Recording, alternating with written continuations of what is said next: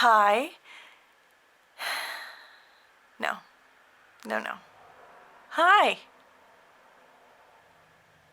I'm waiting to see if the focus works. No! Hey everyone, it's Liz with Lilac Renegade, and we're going to try this intro all in one go, so this will be interesting. Today I want to talk about, Drawloween or Inktober or whatever we want to call it.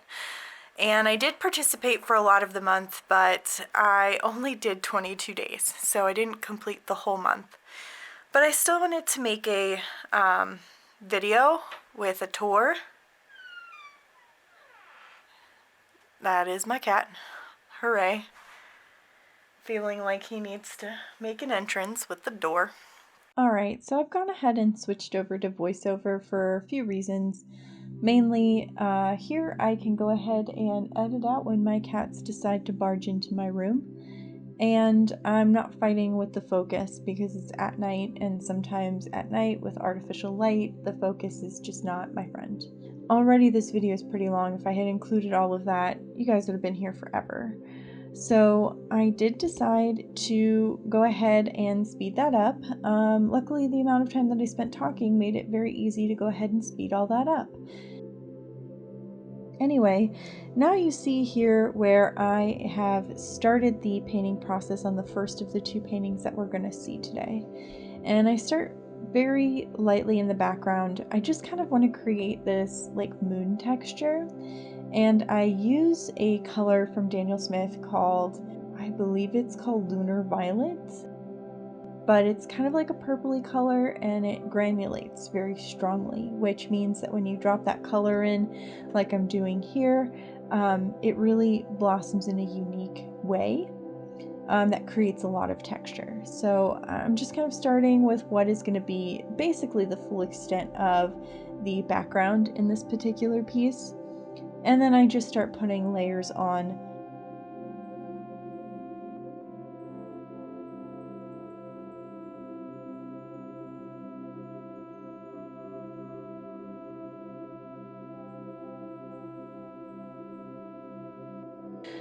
I do make her legs darker towards the bottom than I do her upper body, and that was just to help facilitate like a smoother transition between the deer body and the human part of the body.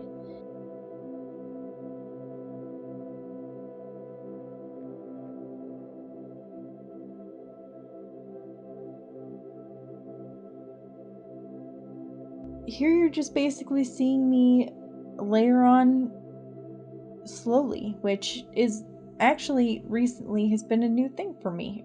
Even though I know that this is very important to watercolor, lately I've been in a hurry to go ahead and just lay down that color, and that has been a major mistake of mine. And so actually I'm very happy with how this turns out because I spend a lot of time really going in and layering the different colors instead of like mixing up a specific color and laying a lot of it down. And I think that I get a lot better blending and a lot better transitions that way. And I really enjoy the final piece when I'm done.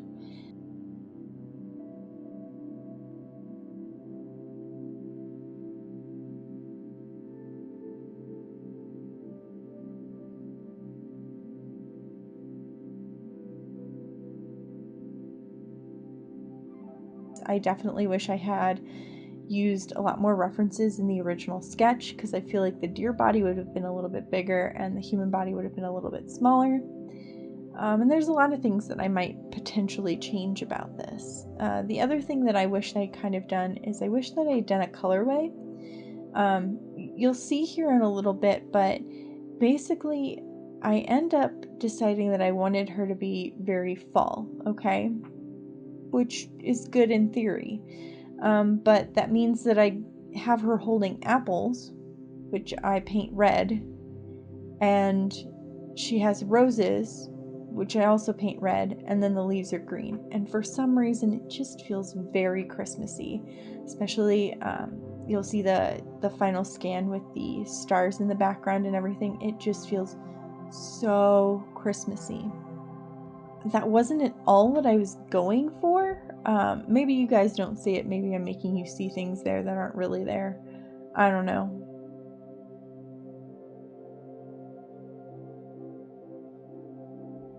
Here I'm just putting down an undertone for all of the vegetation, and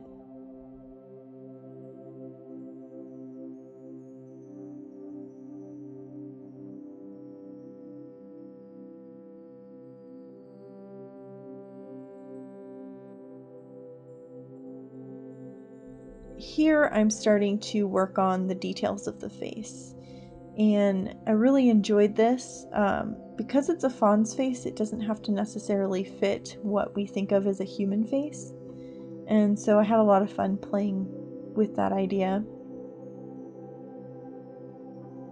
I did go ahead and outline everything in like a dark brown, which kept the fawn feeling rather soft and feminine, which is something I very much liked.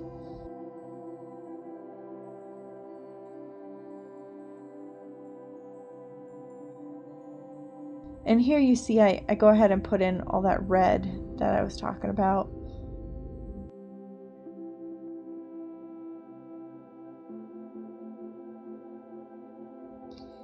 I do really like the idea of her holding all this fruit, and definitely the flower crown. Definitely makes her feel very magical and nymph-like.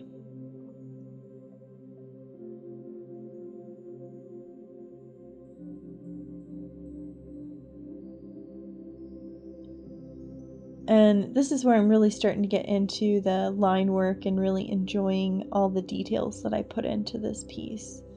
And you'll see here in a minute, I did, yeah, see, this is the up close work that I did. And all of this is sped up a whole lot. I spent a lot of time on both of these pieces.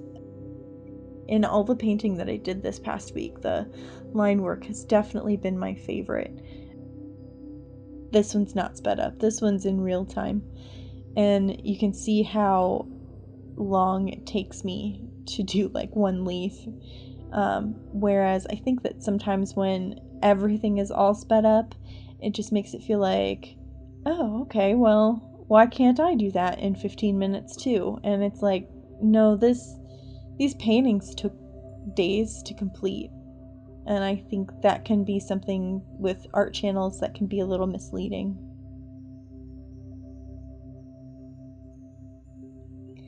And here I'm just putting on some final details, including the braid and the texture within the braid. I hope you can kind of see what I was talking about with the Christmas thing. I do wish, actually, that I had put some freckles on her. I think that would have made her look even more fawn-like. I don't know, what do you think? And I do love putting these like thin glazes over some line work because it definitely helps to integrate the whole thing and make it feel like it all belongs together.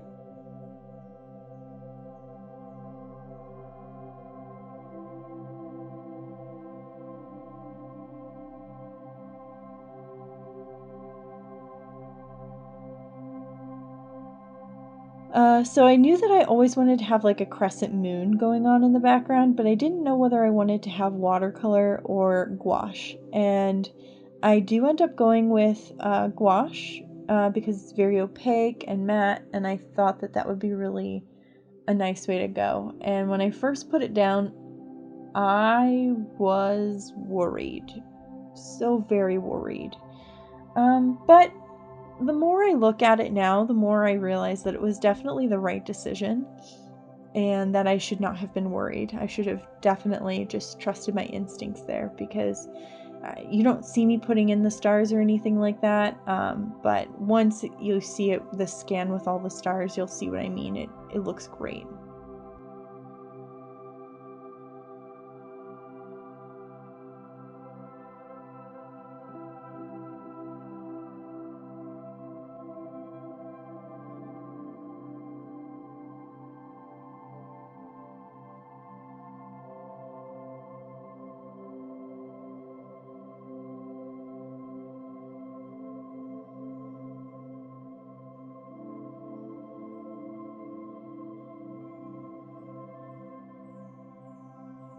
Alright, so the second piece from today, and the last piece we're going to do today, is actually a fox. It is the last drawing that I did for Drawloween, but I really, really liked it. And in fact, I really struggled with the sketch a lot. A lot of the anatomy was completely off, and I knew it, but I really realized how much I love using Procreate to sketch, because as far off as this sketch of the fox was, I was able to bring it back just by using the selection tool and adjusting various lines so that it did look like a fox and not a demented dog bear. So the flowers that I decide to do is I decide to do poppies, because it has kind of like a dreamy sort of contented look, and I really like poppies. I do not like these poppies though. I make a lot of mistakes when it comes to them. I like the atmospheric fading. I like the detail that I put in with all the different grass in the background and the way that it really creates depth and all of that. But man, did I drop the ball on these particular poppies. There's literally everything else about the painting I like, but every time I look at the poppies, I just kind of cringe. So this is quinacridone gold. It's an orangey gold. I love it. It's a great gold, and it's perfect for a fox. And I believe this is a Daniel Smith shade of it. Sometimes core can just be a little too spready for me, but the way that this blended for the first layer of the fox turned out so great.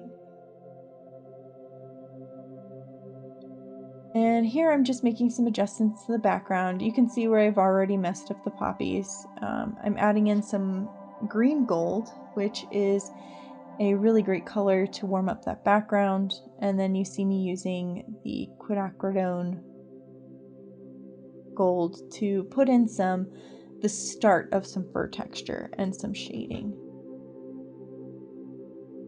Alright, so this is a quick interruption in the voiceover that's detailing the process of the two paintings for this week.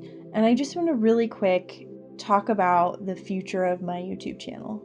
And I'm not saying that these changes are going to happen overnight or in the next week, but definitely before the end of the year, there's going to be a shift towards having more storytelling on my channel. The original vision that I had for my channel way back when I first started it was to tell stories behind the images that I paint, so they're more like illustrations. I don't know how I got away from that, other than, it's a lot of work to write a story every week for something. But that's something that I'd really like to get back into, and that's something that I'd like to go ahead and revisit while I have time and inspiration. So I just wanted to give you guys a heads up that there's going to be a little bit of a shift and a change in the content of what I'm going to be showing. And yeah, I really enjoyed this piece. I enjoyed the fur.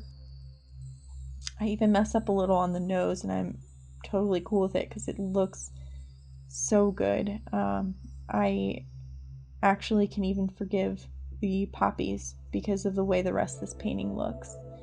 And I really just kind of embrace this like spirit of, well, the water's going to do what the water's going to do. And even when I tried to do the line around the eye, you can see where it blended when I didn't mean for it to, and I just kind of leaned into it. I leaned into everything super hard on this painting, and I think that it was very successful.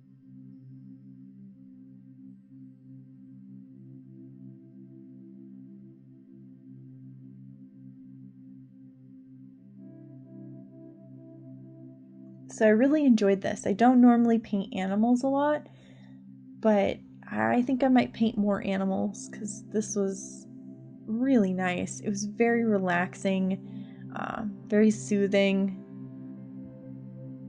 Brought some peace to my soul, which I think I don't know if you're also in the United States, but like, we all here in the United States need some peace. I don't care which side of this argument you're on, we all need some peace deep down in our souls. So I hope you find some. maybe paint a fox.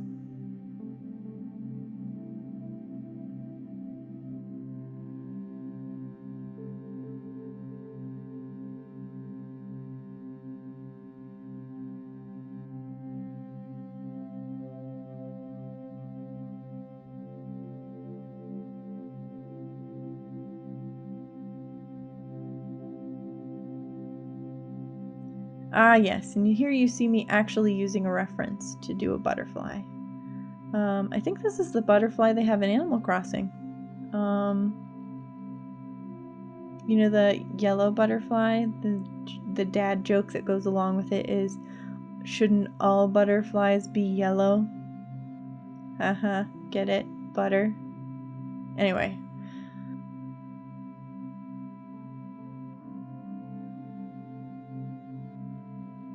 So here I just add in some final details around the poppies in the background. And that definitely helps to play with the idea of distance. And here comes the most satisfying part. Here we're doing some washi tape removal, which my camera skills could really benefit from some practice on this because I'm filming with my left hand.